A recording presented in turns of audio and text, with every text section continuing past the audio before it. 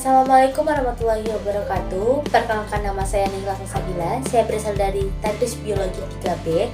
Di sini saya akan membuat sebuah video pembelajaran tentang sistem pencernaan, yang dimana tugas video ini bertujuan untuk memenuhi tugas dari mata kuliah media pembelajaran biologi. Baik, di sini saya akan sedikit menjelaskan tentang apa itu sistem pencernaan. Baik, yang pertama yaitu sebelum kita memulai penjelasan tentang sistem pencernaan, tentunya kita memiliki 3 tujuan dalam pembelajaran tentang sistem pencernaan.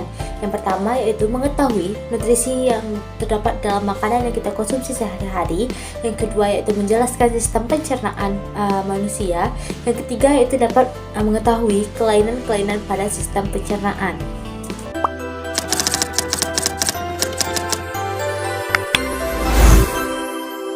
Yang pertama yaitu nutrisi dalam makanan yang kita konsumsi dalam sehari-hari.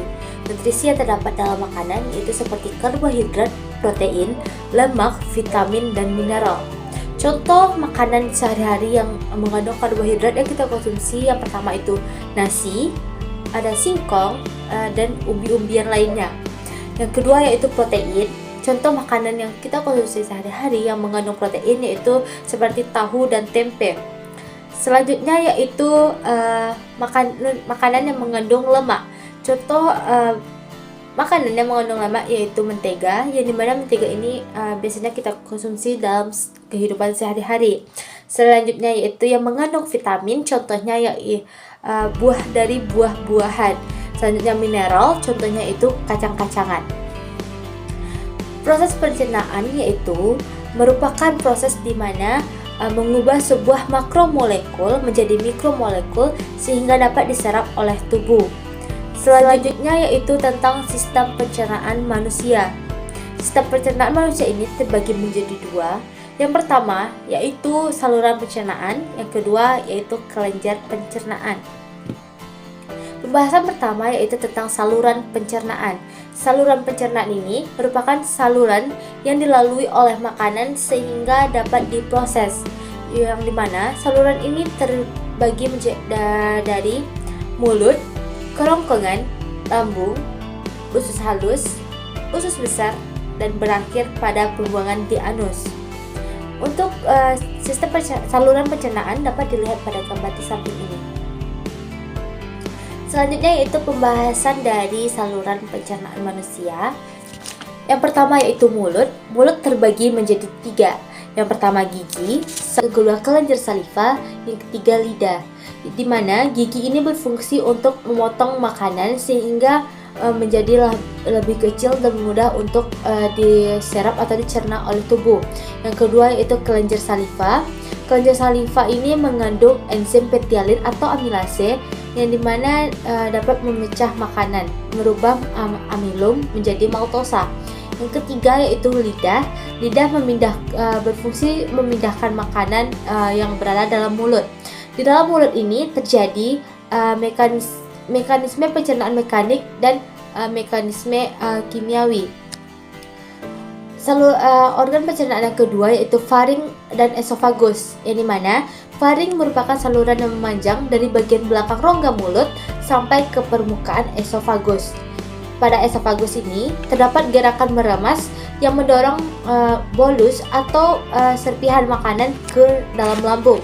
Selanjutnya yaitu lambung, yang dimana pada lambung ini terdapat otot lambung untuk mengaduk bolus menjadi lebih kecil. Selanjutnya yaitu usus halus.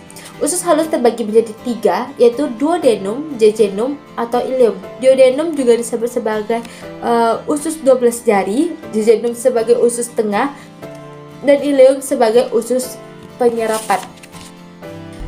Selanjutnya yaitu usus besar. Usus besar berfungsi sebagai pengatur kadar air dari sisa-sisa makanan yang kita makan.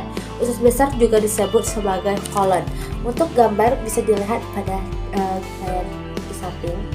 Selanjutnya yaitu anus, merupakan proses terakhir dari pencernaan, yang dimana makanan yang sudah dicerna dan diproses di dalam tubuh akan dikeluarkan melalui anus. Selain saluran pencernaan, sistem pencernaan juga terbagi menjadi kelenjar pencernaan, yang dimana Kelenjar pencernaan merupakan organ yang mengeluarkan enzim untuk membantu dalam pencernaan makanan, yang dimana kelenjar pencernaan ini terdapat di mulut, lambung, usus halus, pankreas, dan terdapat juga pada hati. Materi terakhir yaitu tentang kelainan pada sistem pencernaan. Beberapa contoh dari kelainan sistem pencernaan.